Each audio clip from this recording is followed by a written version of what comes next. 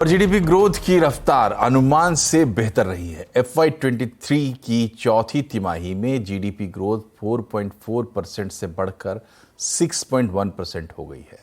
सालाना आधार पर ये 4.1% से बढ़कर 6.1% हुई है। हालांकि FY23 में जीडीपी ग्रोथ की रफ्तार में कमी आई है। FY23 में जीडीपी ग्रोथ की रफ्तार 7.2% रही है। FY22 में ये 9.1% रही थी। चौथी तिमाही में agriculture, construction, manufacturing, mining, industries और सर्विसेज सेक्टर में अच्छी ग्रोथ देखने को मिली है। और जीडीपी के आंकड़ों पर ज़्यादा बात करने के लिए हमारे साथ है ICRA की चीफ इकोनॉमिस्ट अदिति नायर। अदिति, बहुत बहुत स्वागत है आपका। उम्मीद से बेहतर आंकड़े जीडीपी के आए हैं। फर्स्ट कमेंट क्या है आपका? बिल्कुल, जो आपने कहा उम्मीद से काफी बेहतर आए हैं और जो Q4 की परफॉर्मेंस है वो तो हमारे एक्सपेक्टेशन से काफी ऊपर आई है और इसी की वजह से जो ओवरऑल साल का एडवांस्ड एस्टिमेट था उससे एक बेहतर परफॉर्मेंस ही हमने देखी है पूरे साल के जीडीपी फिगर में। दूसरा मैं ये कहना चाहूंगी कि जो एक्सपेक्टेशन हमारी थी वो सही निकली कि Q3 में जो ग्रोथ गिरी थी वो एक लो था, एक बॉटम था, उससे एक सिक्वेंशियल इंप्रूवमेंट हमें देखने को मिली है। But at the same time जो ग्रोथ है अक्रॉस सेक्टर्स या अक्रॉस यूज एक्सपेंडिचर एग्रीगेट्स अगर हम देखें तो अभी भी काफी अनइवन है। प्री कोविड के कंपैरिजन अगर हम करें तो Q4 में परफॉर्मेंस बेटर रही है Q3 से, सो ये भी एक पॉजिटिव फैक्टर है। आई थिंक नेगेटिव सरप्राइजेस ज्यादा नहीं है। ओवरऑल आई वुड से कि काफी ये एक अच्छा सेट ऑफ डेटा है। हाँ, थोड़ा मैं आश्चर्यचकित हूँ कि अभी भी कंजम्पशन ग्रोथ जो है वो बहुत ही धीमी है। तो यहाँ हमने एक्सपेक्ट किया था कि जिस तरह से कंज्यूमर सेंटिमेंट्स का डेटा आ रहा है, जो हमें दिख रहा है पर्टिकुलरली सर्विसेज सेक्टर के लिए, कॉन्टैक्ट इंटेंसिव सर्विसेज के लिए, वहां हमने डेफिनेटली सोचा था कि कंजम्पशन ग्रोथ इस क्वार्टर में तो थोड़ी बेहतर होनी चाहिए, जो बहुत ज्यादा हद तक नहीं हुई और अभी भी बहुत ही low single digit private consumption expenditure growth दिख रही है। अदर देन दैट मैं कहूंगी कि डेटा ओवरऑल काफी पॉजिटिव। तो जो बात आप कह रही है, क्या थोड़ा उसको महंगाई का असर माने और गोइंग फॉरवर्ड आप क्या तस्वीर देखती हैं? देखिए, महंगाई का असर हो तो सकता है, that is part of the answer, लेकिन हैविंग सेड दैट मैं सरप्राइज नहीं होंगी अगर आगे आने वाले डेटा में कंजम्पशन ग्रोथ का नंबर जो है ऊपर की तरफ रिवाइज हो। तो I will still hold on to that hope कि शायद कंजम्पशन ग्रोथ एडिशनल डेटा को टेक इनटू अकाउंट करके इन नंबर से थोड़ी बेहतर हो। आगे जाके ऑफ कोर्स इन्फ्लेशन FY24 में मॉडरेट होनी चाहिए, जो कंजम्पशन को सपोर्ट करना चाहिए। मॉनसून का इम्पैक्ट क्या होगा, मॉनसून किस तरह से आगे आएगी आगे आने वाले महीनों में, वो तो ऑब्वियसली अभी एक रिस्क है। तो हम होप तो कर रहे हैं कि इन्फ्लेशन इस साल 5.3% के आसपास आ जाएगी, लेकिन अभी भी जो एल नीनो है वो कितने इंटेंसिटी का होता है, उससे क्या इम्पैक्ट होता है क्रॉप आउटपुट पे, वो देखने को रहेगा। तो H2 के इन्फ्लेशन को हम अभी ये नहीं कह सकते कि उसमें कोई रिस्क नहीं है। डेफिनेटली वहां पे मॉनसून की सबपार परफॉर्मेंस होने का रिस्क है। बहुत बहुत शुक्रिया आपका आदित्य, हमसे जुड़ने के लिए। और कैसी है इंडिया की ग्रोथ स्टोरी, क्या कहते हैं जीडीपी के आंकड़े? आज आवाज अड्डा में इस पर बड़ी चर्चा होगी शाम 7:57 पर।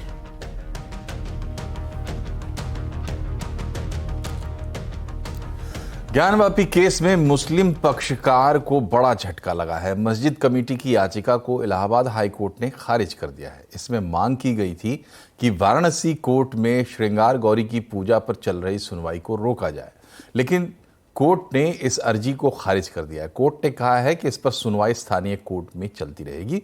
मुस्लिम पक्ष अब इलाहाबाद हाई कोर्ट के फैसले के खिलाफ सुप्रीम कोर्ट जाएगा। फैसला तो हमारे पक्ष में आ गया। उनकी जो अपील उन्होंने किया था जो 7 रूल 11 पर कि ये वाद जो है पोषणी नहीं है, उसको माननीय उच्च न्यायालय ने अभी अभी खारिज कर दिया। इनकी जो अपील को ही खारिज कर दिया न्यायालय ने। और बहुत बड़ा हर्ष का विषय हमारे लिए कहा जाए कि हिंदू समाज के लिए मंदिर के जो लोग लड़ाई लड़ रहे हैं उनके लिए एक बहुत बड़ी जीत है। और ये फैसला जो है उच्च न्यायालय का जो है हम लोगों के पक्ष में आने से हम लोगों को बड़ा हर्ष है। और ये बहुत बड़ा जो फैसला न्यायालय का है। न्यायालय के इस फैसले का हम लोग स्वागत करते हैं। आज ये बहुत ऐतिहासिक फैसला है, क्योंकि मुस्लिम पक्ष हमेशा ये क्लेम करता रहता था कि ये case places of worship act और वक्फ एक्ट से बाधित है। आज वाराणसी की सिविल कोर्ट ने 12 सितंबर को हमारे पक्ष में फैसला दिया था, और सेम बात आज इलाहाबाद हाई कोर्ट ने भी honourable mister justice J Munir ने कही है, जिसमें उन्होंने होल्ड किया कि रिवीजन पिटीशन मेंटेनेबल नहीं है और अंजुमन इंतजामिया की पिटीशन डिसमिस की। प्रधानमंत्री नरेंद्र मोदी ने आज पुष्कर के ब्रह्मा मंदिर में पूजा अर्चना की। ब्रह्मा मंदिर के पुजारियों ने पीएम का साफा पहनाकर स्वागत किया। पीएम ने मंदिर के पुजारियों से बातचीत भी की। प्रधानमंत्री राजस्थान के दौरे पर हैं। मंदिर के दर्शन के बाद प्रधानमंत्री केंद्र सरकार के 9 साल पूरे होने के मौके पर जनसभा को संबोधित कर रहे हैं। मैं अजमेर की इस पावन भूमि से सम्राट पृथ्वीराज चौहान के शौर्य, मां मीरा की भक्ति और विजय सिंह पथिक जैसे क्रांति वीरों की शक्ति को भी नमन करता हूं। मैं राजस्थान की प्रत्येक माता, बहन, बेटी को नमन करता हूं, जिन्होंने इस धरती को वीरों की धरती बनाया। कांग्रेस के पूर्व अध्यक्ष राहुल गांधी अमेरिका के दौरे पर हैं। राहुल गांधी ने सैन फ्रांसिस्को में भारतीय मूल के लोगों से मुलाकात करके उन्हें संबोधित किया। अपने संबोधन में राहुल गांधी ने भारत जोड़ो यात्रा का जिक्र करते हुए बीजेपी और आरएसएस पर जमकर निशाना साधा। राहुल गांधी ने पीएम मोदी पर भी तंज कसा। उन्होंने कहा कि देश में कुछ ऐसे लोग हैं जिन्हें लगता है कि वो सब कुछ जानते हैं, भगवान से भी ज्यादा जानते हैं। वो भगवान के साथ बैठ सकते हैं और उन्हें भी समझा सकते हैं। राहुल ने कहा कि हमारे देश के प्रधानमंत्री उनमें से एक हैं। That is the disease, that we have a group of people in India who are absolutely convinced that they know everything. In fact, I think they think maybe they know even more than God. They could sit down with God and have a conversation and explain to him, about what is going on. And of course, our Prime Minister is one such specimen. Rahul Gandhi के बयान पर केंद्रीय मंत्री अनुराग ठाकुर ने पलटवार किया है। उन्होंने कहा कि देश पर कीचड़ उछालना ही उनका काम है। राहुल गांधी जी की हर विदेश यात्रा भारत का अपमान करने में कहीं पीछे नहीं रहती, और इस बार की प्रायोजित ये विदेश यात्रा भी उसी दिशा में है जहां वो अपमान तो प्रधानमंत्री मोदी जी का करना चाहते हैं, लेकिन अंत में देश का अपमान करने से नहीं हटते। पूर्व में भी आप देखें, वो भारत को एक राष्ट्र ही नहीं मानते, वो तो राज्यों का संघ कहते हैं, और भारत के बढ़ते कदमों पर भी प्रश्न चिन्ह खड़ा करते हैं। आखिरकार राहुल गांधी जी विदेश में जाकर क्या पाना चाहते हैं? इस प्रायोजित कार्यक्रम के अंतर्गत वो क्या प्राप्त करने गए हैं? क्या देश के ऊपर कीचड़ उछालना ही उनका एक काम रह गया है? मणिपुर में हिंसा के बीच गृह मंत्री अमित शाह राज्य में जमीनी हालात का जायजा ले रहे हैं। आज अमित शाह का मणिपुर में आखिरी दिन है। अमित शाह अब तक कई अहम बैठकें कर चुके हैं। मुख्यमंत्री एन वीरेंद्र सिंह के मंत्रिमंडल के अलावा उन्होंने राज्यपाल, सुरक्षा बलों और प्रशासनिक अधिकारियों से भी मुलाकात की। उन्होंने इम्फाल में एक सर्वदलीय बैठक की अध्यक्षता भी की। उन्होंने राजनेताओं से राज्य में सामान्य स्थिति और सांप्रदायिक सद्भाव बहाल करने में मदद करने की अपील की है। अमित शाह ने बैठक में साफ कर दिया कि किसी को भी हथियार रखने की इजाजत नहीं दी जाएगी।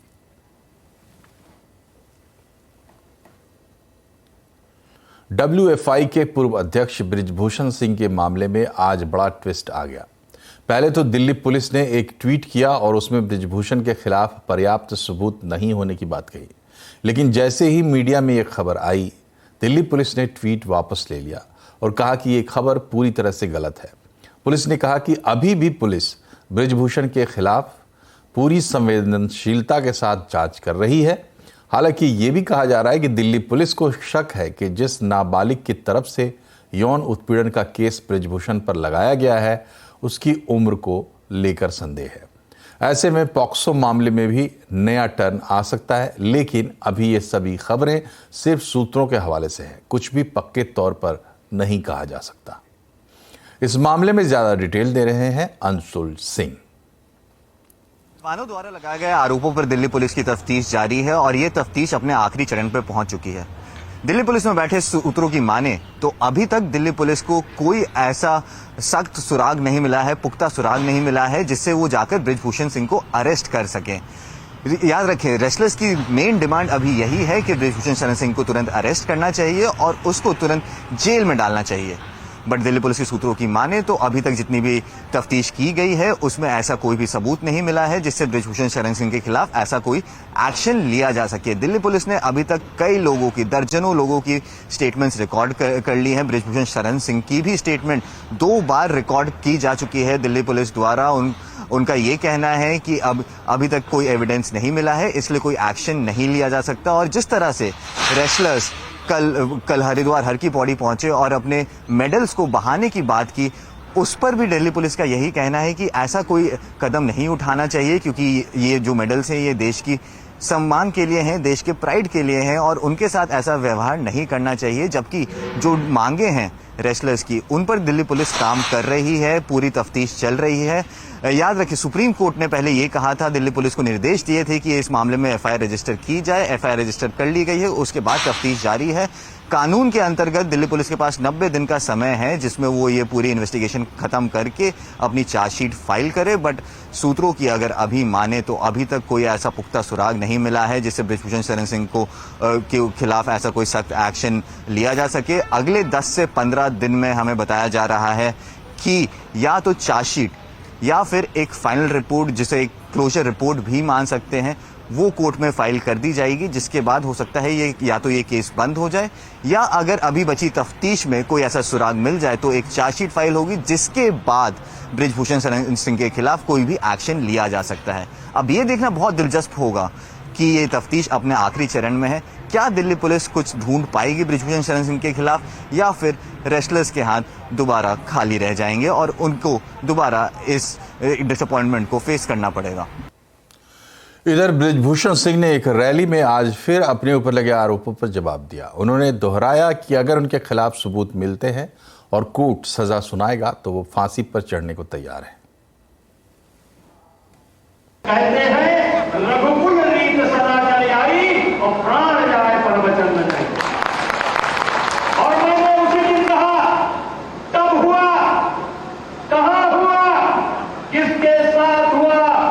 और मैंने एक बात ये भी कहा था, अगर एक भी आरोप मेरे ऊपर साबित हो जाएगा तो बृजभूषण सिंह स्वयं फांसी पर लटक जाएंगे, किसी को कहना नहीं। एफपीआई निवेश पर सेबी निगरानी बढ़ाने की तैयारी कर रहा है। इसके तहत आने वाले दिनों में एफपीआईज को अतिरिक्त डिस्क्लोजर देने पड़ सकते हैं। उसे इन बारे में कंसल्टेशन पेपर भी सेबी ने जारी कर दिया है। सेबी के कंसल्टेशन पेपर में क्या है, डिटेल समझते हैं लक्ष्मण रॉय से। बताइए लक्ष्मण जी, किस तरह के डिस्क्लोजर्स की बात हो रही है और इसका कुल मिलाकर मकसद क्या है? दरअसल शेयर बाजार में पैसा लगाने वालों में एक बड़ा हिस्सा होता है एफपीआई का, जिसको फॉरेन पोर्टफोलियो इन्वेस्टमेंट कहते हैं। ये एफपीआई, कई सारे एफपीआई ऐसे नजर में आए हैं सेबी की नजर में, जो एक ही ग्रुप की अलग अलग कंपनियों में काफी ज्यादा पैसा लगा देते हैं। ऐसे कई सारे एफपीआई हैं जो अपने कुल फंड का 50% से ज्यादा हिस्सा एक ही ग्रुप की अलग अलग कंपनियों के शेयर में लगा देते हैं। ऐसे कई सारे एफपीआई हैं जिनका शेयर बाजार में 25,000 करोड़ रुपए से ज्यादा का निवेश है।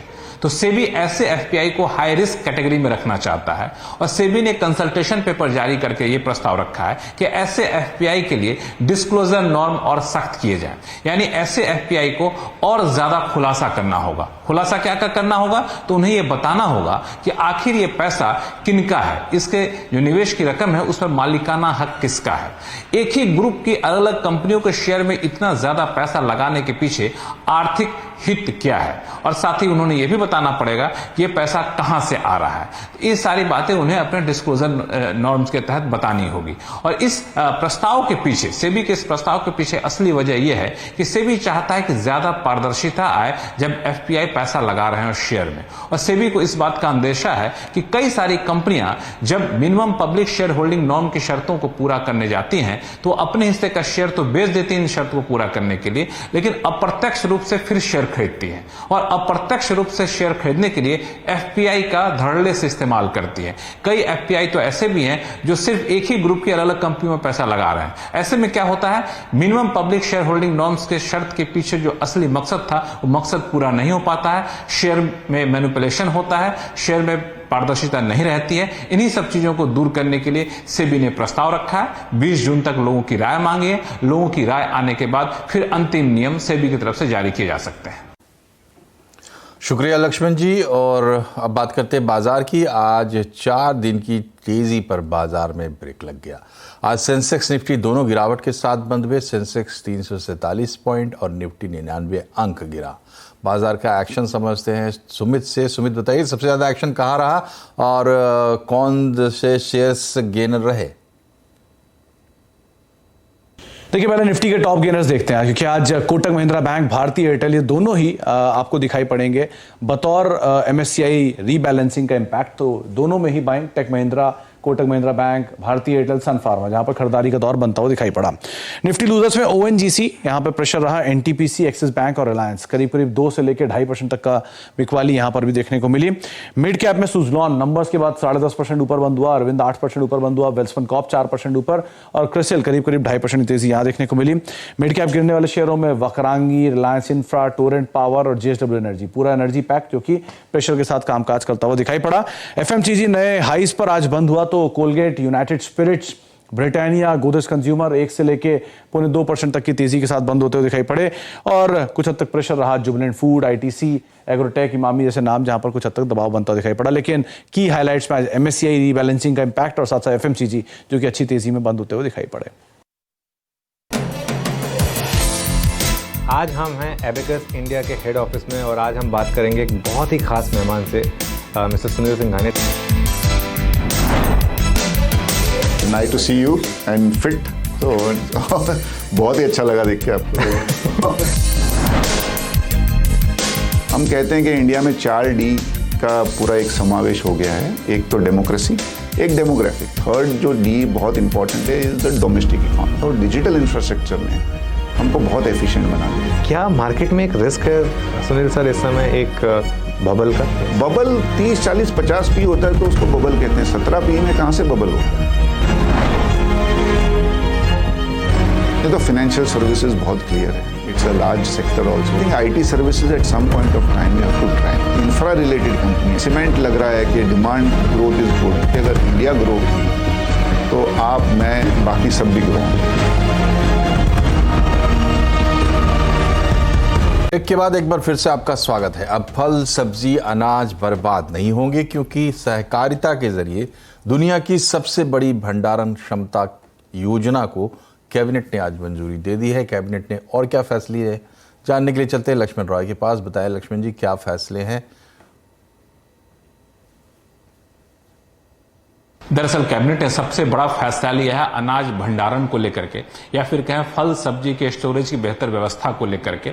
और इसके लिए कैबिनेट ने अब ये फैसला लिया है कि कोऑपरेटिव सोसाइटी की मदद से ये भंडारण की सुविधा ज्यादा बढ़ाई जाएगी और इस पर 1 लाख करोड़ रुपए खर्च किए जाएंगे। जो फैसला है उसके मुताबिक 70 मिलियन टन अतिरिक्त भंडारण की सुविधा बनाई जाएगी। और कोऑपरेटिव सोसाइटी के जरिए बनाने का मकसद ये है कि ब्लॉक स्तर पर भंडारण की सुविधा होगी, जहां किसान अपने नजदीक में जाकर अपने अनाज, अपनी सब्जी वहां रख सकते हैं और जो अनाज सब्जी वहां पे रखेंगे इसके एवज में किसान 70% तक कर्ज भी ले सकते हैं, तुरंत उनको कर्ज भी मिल सकता है। इससे किसानों को भी फायदा होगा, अनाज की बेहतर सुविधा होगी, क्योंकि अनाज और सब्जी फल के जो बर्बादी होती है वो भी रुक सकेगी और कोऑपरेटिव सोसाइटी को भी इससे काफी ज्यादा मदद मिलेगी। और इस पर सरकार जो 1 लाख करोड़ रुपए खर्च करेगी, कृषि क्षेत्र की अलग अलग स्कीमों में जो पैसा दिया गया है उस पैसे का इस्तेमाल करेगी 1 लाख करोड़ रुपए जुटाने में। इस बारे में जब मैंने सवाल पूछा केंद्रीय मंत्री अनुराग ठाकुर से, तो आइए सुनते उनका क्या कहना था। लगभग 1 लाख करोड़ रुपए की लागत से विश्व की सबसे बड़ी अन्न भंडारण योजना हम सहकारिता क्षेत्र में शुरू करेंगे। इसके अंतर्गत हर ब्लॉक में 2000 टन का एक गोडाउन बनाया जाएगा और जो फंक्शनल पैक्स हैं इसमें 500 टन से लेकर 2000 टन की क्षमता के गोडाउन्स बनाए जाएंगे। जैसी जहां पर जरूरत होगी उसके अनुसार बनाया जाएगा। नेपाल के प्रधानमंत्री पुष्प कमल दहल प्रचंड भारत के 4 दिन के दौरे पर दिल्ली पहुंचे। प्रचंड की अगवानी एयरपोर्ट पर भारत की विदेश राज्य मंत्री मीनाक्षी लेखी ने की। प्रचंड अपने दौरे के पहले दिन भारत के राष्ट्रीय सुरक्षा सलाहकार अजीत डोवाल से मिलेंगे। कल वो 11 बजे भारतीय प्रधानमंत्री नरेंद्र मोदी से मिलेंगे। इसके बाद उपराष्ट्रपति जगदीप धनखड़ और फिर राष्ट्रपति द्रौपदी मुर्मू से मिलेंगे। कल ही प्रचंड की मुलाकात भारत के कारोबारियों के साथ होगी। शुक्रवार को प्रचंड इंदौर जाएंगे और मध्य प्रदेश के राज्यपाल से मिलेंगे। शनिवार को दौरा खत्म करते हुए वापस काठमांडू चले जाएंगे। इसी के साथ बुलेटिन में फिलहाल इतना ही, लेकिन खबरों पर अपडेट रहिए, जुड़े रहिए CNBC आवाज से ट्विटर, फेसबुक और YouTube के जरिए। नमस्कार।